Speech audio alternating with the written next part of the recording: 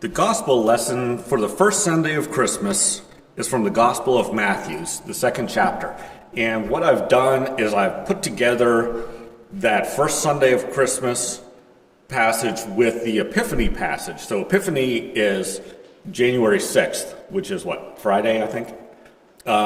So I've kind of mushed them together. So it's kind of a long reading, so bear with me. In the time of King Herod, after Jesus was born in Bethlehem of Judea, wise men from the east came to Jerusalem, asking, "Where is the child who has been born King of the Jews? For we observed his star at its rising, and have come to pay him homage." When King Herod heard this, he was frightened, and all Jerusalem with him. And calling together all the chief priests and scribes of the people, he inquired of them where the Messiah was to be born. They told him, "In Bethlehem of Judea, for so it has been written by the prophet, 'And you, Bethlehem, in the land of Judah, are by no means least among the rulers of Judah, for from you shall come a ruler who is to shepherd my people Israel.'" Then Herod secretly called for the wise men and learned from them the exact time when the star had appeared.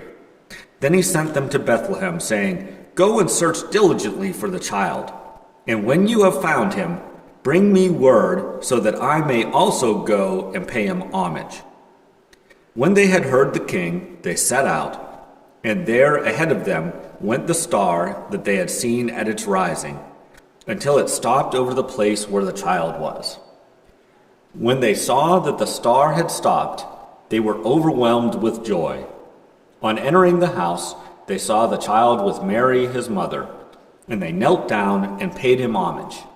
Then opening their treasure chests, they offered him gifts of gold, frankincense, and myrrh.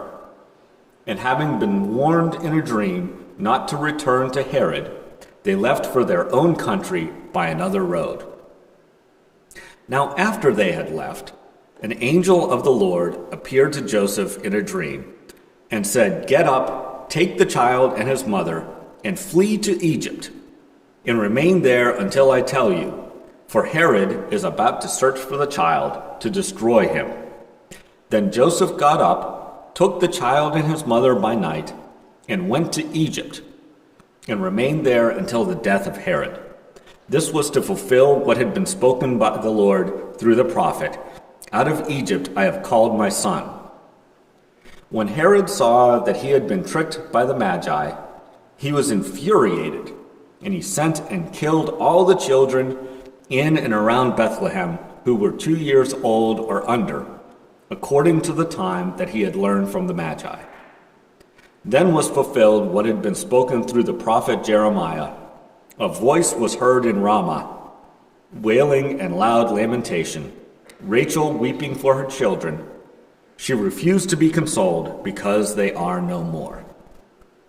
When Herod died, an angel of the Lord suddenly appeared in a dream to Joseph in Egypt and said, "Get up, take the child and his mother, and go to the land of Israel, for those who were seeking the child's life are dead."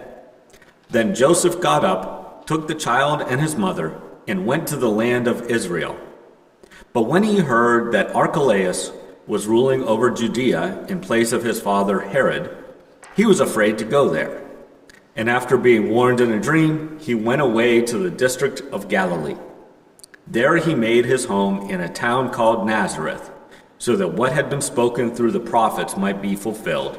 He will be called a Nazarene. Heaven and earth will pass away, but the word of the Lord is forever.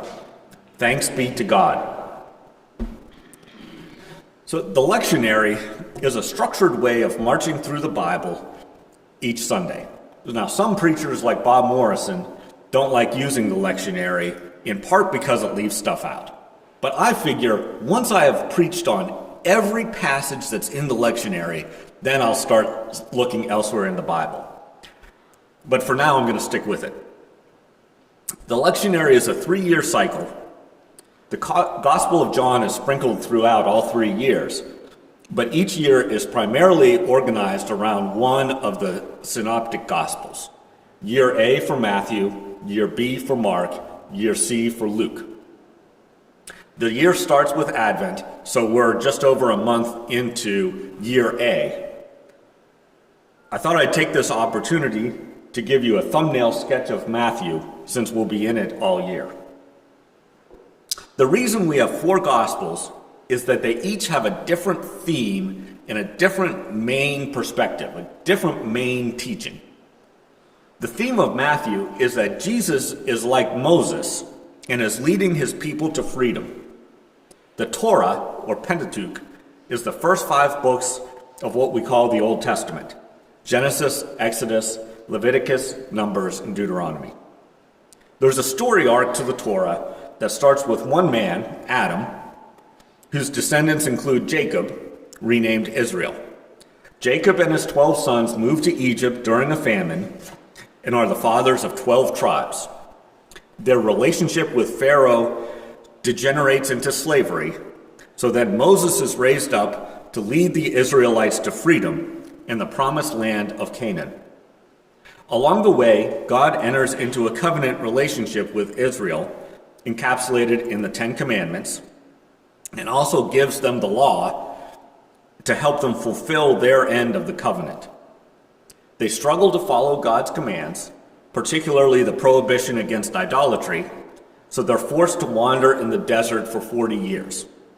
Even Moses is not allowed to enter Canaan, but then the next generation is blessed and told to enter the promised land. So Matthew is structured to evoke this same story arc. The parallels are not exact, but there's enough pieces to remind readers of that origin story. So the gospel is oriented around 5 discourses, which are meant to mirror the 5 books of the Torah. It starts with a genealogy that situates Jesus in Israel's history. The discourses include law-like teachings, particularly the Sermon on the Mount. When Jesus institutes the Lord's Supper, which we'll be celebrating today, he calls it a new covenant, which is like an extension of that original covenant. Then the very end of the gospel is the Great Commission, saying to go into all the world. So here we are at the beginning, and Matthew is trying to establish those parallels. Now, I'm not saying that Matthew fabricated anything, but he chose story elements that would portray Jesus in a certain way, that would highlight his role as the new Moses. The first aspect he tries to evoke is the sense that he's under threat and always on the move. So the book of Genesis is a travelogue of sorts that tells a story of Abraham's travels, and then his son Isaac's travels, and then his son Jacob's travels, and then the grand story of his son Joseph going to Egypt and asking all of his brothers to join him there, and then, of course, the exodus out of Egypt over to Canaan. In the same way, we see the Holy Family, Joseph. Remember, Joseph was the one that took them to Egypt, took the Israelites to Egypt. So we see Joseph, Mary, and Jesus under threat and on the move. They're in Bethlehem in Judea, but Joseph has a dream, just like the Joseph in Genesis, and is told that they have to leave Bethlehem and sojourn in Egypt. When the threat's removed, they return to what was Israel, but they can't quite go home. There's still some danger, so they go to Nazareth instead of Bethlehem. So when Jesus shows up, everything changes, and everyone's lives are upended. So think about poor Mary. She's pregnant, but not yet married. And then poor Joseph is betrothed to a woman who becomes pregnant, but apparently with another man's child. An angel tells him to go through with the marriage anyway, which probably leaves a cloud hanging over the family their whole lives. And not only does Joseph need to marry this pregnant woman, but he also needs to flee to Egypt and then move to a different town. Nothing in his life will ever be the same. In the same way, Jesus commands that we follow him, knowing that our lives will never be the same, that we will live under threat from the world around us. Now, in that time and place, the major threat against Jesus and his ministry that became Christianity was from the Roman Empire and its client kings and princes, which was Herod and his sons, in addition to the religious power structures. So when Jesus was born, he was destined to die just like all people. But he was particularly destined to die young because he posed a threat to the people who benefited from the structures of society as it was. Rulers who liked to rule, religious authorities who liked their place of authority, and so forth. Anyone who threatens the structure of society can expect to run into problems in their lives. The church with a capital C, is Christ's body in the world and is still under threat today. In some parts of the world, there are physical threats. So I just finished an audiobook by David Platt that's set in the Himalayas. The local Hindus and Buddhists see Christianity as teaching foreign gods that will anger their local gods. And really the stories that he tells really evoke a lot of the Bible stories about, teaching these foreign gods and angering the local gods. He tells a story about local leaders burning down the house and worship structure that belonged to a couple of Christian missionaries. He tells another story of tribal leaders literally stoning a Christian couple to death. Here in America, though, the major threat against the church is more mundane: irrelevance. So I don't need to cite a bunch of statistics for you to realize that church attendance and membership are in decline. They've been in decline since the 60s. And some individual churches are doing fine, but the broad trend in all denominations is downward. Why? Well, there's lots of reasons. But I think the pandemic revealed the utter irrelevance of the church to many people, the majority of people. When things shut down in 2020, a lot of church leaders protested and insisted on continuing to meet. Why? Well, they said it was because that was essential to their worship of God. But I think they were really afraid that people would realize that they don't need to attend worship. People who had already been just kind of going through the motions would realize that they can find spiritual connections and human community without their churches. Even among those gathered here today, I'm guessing that most find community in places other than just the church, whether that's, clubs or sororities, service and professional organizations, political parties and activist groups, and so forth. And I count myself as one of those, that I find community in all of those kinds of places. Churches are also assailed for their hypocrisy. So I want to be clear that I'm not speaking specifically about First Presbyterian Church of Rolla, but churches generally. And from the outside, a lot of people outside the church see Christianity as this monolith, right? Now, we know that it's not, right? But from an outsider's perspective, they see us as places where we congratulate ourselves for being such good people without actually having an impact on the community. So during the cold snap right before Christmas, I saw a post on Facebook lamenting the fact that churches weren't opening their doors to the homeless and to those who were in places with inadequate heat.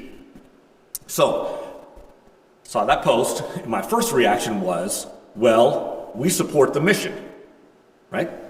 And the mission provides that service. Great.